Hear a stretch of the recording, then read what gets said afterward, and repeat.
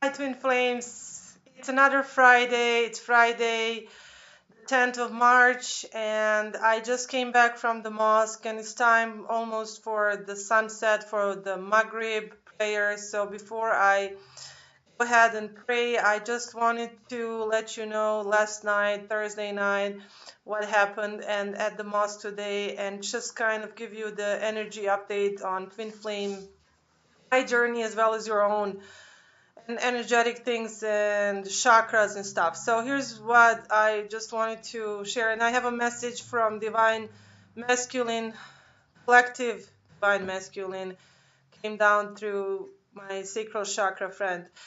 First of all, again, for 2 weeks I haven't heard from sacral chakra guy, which is completely normal thing now. I know he does that, and he's been going through that hold back process of holding back his emotions, and that's perfectly fine because more and more and more I feel him in heart chakra, mutually in heart chakra, because I feel his heart chakra is opening more and more, and as well as we always kind of have this telepathy through sacral chakra, but now it's also going through kind of third eye chakra as well, because I can sense we when we talk we kind of now we're finishing in each other's sentences. So it's definitely channeling my twin many many energy aspects, energetic aspects. And thing what that I wanted to say, which why is this important for your twin flame? Because if you are not in contact with your twin flame, at least not in 3D, in physical world, trust your instincts. Trust what you feel. If you feel fluttering in your heart, if you feel your heart, uh, some people I spoke with some twin flames who went to doctor to see what's wrong with their heart. It's nothing wrong with your heart. As one of the twin flame workers explained, you can feel your twin flame chakra, your twin flame heart. You can feel their heartbeat at the same time as you feel your heartbeat. Whenever something's going on with them or they're thinking about you, you can feel in your heart. Why is this important? Why am I saying this? Because sacral chakra guy, every time he feels, I feel that he's thinking of me. I feel it in sacral chakra. And funny thing is, I always thought, according to the pictures of chakras, that he was supposed to be that. I mean, the sacral chakra is supposed to be felt right in the middle, like that. All chakras, all the energies are felt right in the middle of your center of your body, like a vertical center, right? But every time I feel his energy and he's thinking about me, it's in the lifted little to the left side. It's not really in the middle of the like below the belly button, but it's kind of to the side, almost like feeling like it's there's no organ, specific organ you can feel in that area. It's kind of close to one of the left, like a left ovary area, but it's not ovary. Trust me, it's energetic. Um, Telepathic signal is the best word to use. To a person is sending you a signal. I am 110% sure that it's not made up thing. It's that I didn't make it up, because now I'm in a physical, in 3D communication with sacral chakra guy who is channeling my twin. In case you haven't watched my videos before, is so that I can confirm that. I do ask him. I do ask him when we meet, when we get together. I ask him, when were you thinking about me yesterday? Did you think about me yesterday at 7:25 p.m.? Because now I'm kind of I'm tracking down what's going on. And why is that important? For 2 weeks we haven't been in touch. I was super busy. He was in school, and I had argument with him before that. I told you in the previous video about when I found the card number 7 of diamonds. We had argument regarding material, everyday life, like how much money, who is making. He's going through that right now. I'm over that 3D stuff. I just enjoy my life and my work. And but anyway, we had that argument, and he was withdrawn. I was just doing my own stuff. I don't let these things um, kind of, influenced me in negative way. I was having 2 wonderful weeks and meeting a lot of new people and shedding light on people and doing my own light work. And I was just waiting for him to reemerge or not. I mean, I'm not sitting down and waiting for someone to show up, but it's just I'm letting everybody have their own free will, because if Creator gave every single one of us free will, then who are we to stop other people from dealing with their own things and dealing with their own emotions and going through things? So he had to go through stuff. And why am I saying this? I haven't felt that signal from him for 2 weeks. I haven't, and I thought maybe it was gone forever. Maybe his feeling is gone. No, he moved on. He doesn't feel me anymore. I don't feel him anymore. He doesn't wish to, get in touch. And then suddenly on Thursday, it started on Monday, last Monday, and then it was just increasingly increasing. It's almost like when someone gives you a phone call and they just ring once and they hang up, and then they ring twice and they hang up. They're like scared to call you, and then ring 3 times and then finally wait for you to answer the phone. So I kind of was feeling it more and more and more until Thursday. It culminated. I could feel the signal. Just it's not painful, but it may scare some people. It's almost like if they think it's physical, they may think, "Oh my goodness, what is this kind of? What is this? I have this kind of like a surge in that area, like of my body. What's going on?" If you don't know, it's just energy. It's nothing wrong with your body. It's just it's part of your light body. The not light as in being not heavy, but light as in um, your chakra system. So I felt more and more of his signals coming through, and then he texted me again. I was actually at the meeting, and I stopped by, and we talked and we met. And I have a message through him. The new message came for the twin flames, masculines, and I'm gonna read to you because he's funny. He has Asperger's syndrome, just like my twin flame. My twin flame, I believe, has a little bit uh, more serious Asperger's syndrome symptoms. He's more really closed person. Um, Sacral chakra guy. He's trying to be very open. I mean, he doesn't have that many friends either, but he's very he learned to to deal with people in the best possible way. But sometimes he still comes out with other people as rude and kind of meanie, and we talked about that last night. It was so funny because I'm starting to love this Asperger syndrome in him. It's so honest, it's so raw and so organic. I'm starting to like this a lot because not that I didn't like people with Asperger's syndrome before, I did, but when I found out, I actually learned through years my twin flame has Asperger's syndrome. On top of being a runner, it was extremely hard for me. I was just afraid, how will I be able to deal with him as in a 3D relationship when we come to reunion? Will I be able to deal with that, live with someone who has Asperger's syndrome? Because a lot of people have reported it's really hard to be in a relationship. And if you watch movie Adam or similar movies, you can see how they're such beautiful people. They're so amazing, so smart, so beautiful, but it's hard for us people with egos. And Asperger's people with Aspies, they all also have egos. They're not ego free. They actually sometimes have really strong egos. They're childlike. They act like a child who wants, you know, simply, I want that, I don't want that, this is how I feel, this is how I don't like that, I like this. They have no social filters to like watch their mouth, watch what they're saying like to other people in a matter of like, are they gonna offend someone, or how is that gonna sound to other people? And so sometimes they strike other people as being very arrogant and mean and rude.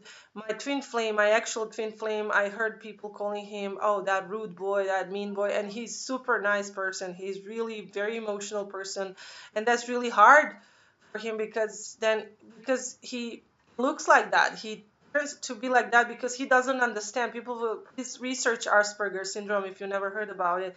People with Asperger's syndrome, they just don't read other people's body language and the social circumstances as well as rest of us, because and that makes them doesn't make them less, it makes them more, because they're super honest and super raw, and they just say what they mean and mean what they say.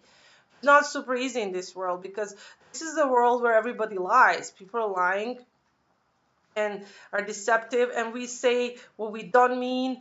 We mean what we don't say what we mean, because we are afraid to offend someone, and that's okay. That's social, sort of like courtesy towards other people. That's fine. But sometimes we do like things, like we would flirt with someone. We with people with Asperger's syndrome, with men with Asperger's syndrome, their flirting is not like regular.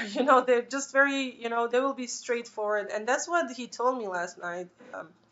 He said, we talked about it, he never heard of it, and I shared with him what I know about it, and I think he's gonna look into that. And he said, wait, you mean, because people sometimes they don't like me, and they kind of think that I'm just being straight. I'm just being straight with everyone, and he's like that. So, anyways, I'm having super fun with that. I thought I was not gonna be able to cope with someone with that kind of. I don't call it disorder. I don't like to be have it called disorder. I like to say it's typical, it's a personality type. That's what I like to say about Asperger's syndrome or someone on autism spectrum. It's just God doesn't make any mistakes. He creates all of us for a certain reason and for a certain role in this life. We are all teaching it, learning, teaching each other and learning from each other. So people with Asperger's syndrome, we can learn a lot from them. They can have our support and learn from us. So I'm really enjoying his honesty, and I'm getting used to that. He's not a typical, I'll text you every night and we'll talk about, because I once heard a story about someone with Asperger's syndrome who told his wife. I mean, basically, he didn't tell his wife anything. She was sick, she was down with the flu, and he was bringing her soup and taking care of her every single day. But he wouldn't once ask her how was she doing, how was she, and then she got mad at him and she said, you haven't asked me how I'm doing. And he said, well, you're sick. What is it? I mean, what's there to ask? You're sick, and I'm taking care of you, and I was doing what I was supposed to do. And she said, but yes, but it's nice to hear that. And, did you ask me? And so that's our neurotypicals. We would expect people, even though we have no absolutely any benefit from it, but it's just emotional, like emotional need to be asked, are you doing okay? How are you feeling? Are you feeling any better? He told her, but if when you feel better, I will see that, and you will be up and running, and I will be happy, and, because he loves her. That's how they are. They will show it through deeds, not through words. They're like not talking the talk, they're walking the walk. And I love people with that uh, type of personality. But it's hard sometimes with them because we expect social things, like, okay, if it's certain, like, we expect a gift or we expect certain gesture, and they are not doing that because it's just like they're just being themselves. They like us for us, and they will tell us things straightforward, just like children. So I actually love spending time with him, and he shows his emotions. Also, I've noticed with people with Asperger syndrome, their emotions are so actually so strong, so deep. People find them unemotional. People think they're unemotional because the way they act, the way they show, things, they don't show in the typical way. Um, they're super emotional, more than the rest of us. Sometimes we're just doing drama, most of us, but they keep it for themselves, but they feel super powerful, strong emotions. So for him, for a sacral chakra guy, he will show his emotions through playing songs, not playing on a instrument, but playing on his phone. Every time he's super emotional with me, he will just stop doing anything, and the first I thought he was grabbing a phone, calling someone or texting someone, and I thought that was rude. Like, hey, in the middle of this, we are just, talking, having fun, being with each other, and you are just no excuse. Say, I'm gonna just pick up this or answer the phone, or I gotta text someone. No, he would just suddenly stop everything, grab his phone, and play me a song instead of, and he wouldn't say, hey, I'm going to play you a song, listen to this, or he will just play the song and become quiet and sort of like almost in a meditational state. And now I can't wait for him to have that moment when it's kind of, he just falls into a trance. In the moment he falls into a moment, he will grab his phone, find, every time it's not, well, there's one theme song that goes through, but I will tell you about that. But I want to share one from last night when he had that epiphany moment and he picked up his phone, and I feel, and it's always the moment when I think so strongly about my twin flame and I see that he's channeling him, and I know now the moment when he's going to do that. He just grabs his phone, and he's very shy about it. If I ask him what's, like, if it's the song that I haven't heard before or I don't know the lyrics to, and if I say anything, he will immediately stop playing it. So now I'm just quiet and I let him, I want to hear it, record it, hear it, remember it, and then listen to it when I come home. So I want to share the lyrics with you, and so be careful, listen to this carefully.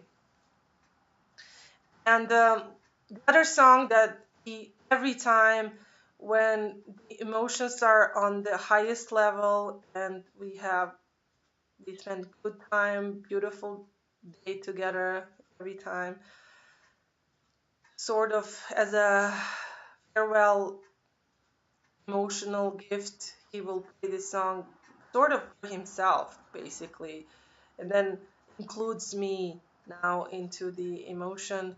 Is the song called "You Are." It's the song called "Sky Full of Stars." I don't know that song. I'll put in below in the description. But now I'm gonna read you the song from last night, which is definitely a message from. I feel very strongly it's a message from Twin Flame, Divine Masculine, Collective Masculine. Call it magic, call it true. Call it magic when I'm with you, and I just got broken into two. Still, I call it magic when I'm next to you. I don't, I don't, no, I don't. It's true, I don't want anybody else but you. I don't, no, I don't, it's true, I don't want anybody else but you. Call it magic, cut me into two. With all your magic, I will disappear from your view. I can't get over you. Still I call it magic. You are such a precious jewel. No, I don't want anybody else but you. No, I don't. It's true, I don't want anybody else but you. I fall so far. I fall so hard. I call it magic. I call it true. I call it magic. Oh, and if you were to ask me after all that I've been through, still believe in magic? Oh, yes. Yes, I do. Yes, I do. Of course I do. So, that's all I have for today. I wish you happy weekend. Know that your twin flame loves you. If you're feeling them somewhere in any chakra, it is them. They're calling out to you that way. They may not be texting you or calling you or emailing you. It's just a different way, It's just a different way. In past, when people didn't have emails or text messages, they used to send letters that would travel for months and years to reach the loved one, the beloved one. They couldn't even imagine someone could text today. So don't rely and don't expect always the current uh, communication tool to work for you in your twin flame journey, in your twin flame relationship. But if you feel signal in yourself That's your twin flame. Trust me, I'm not making this up. I share with you what I believe in fully. So love you all. Have a great weekend. See you soon. Salam alaikum.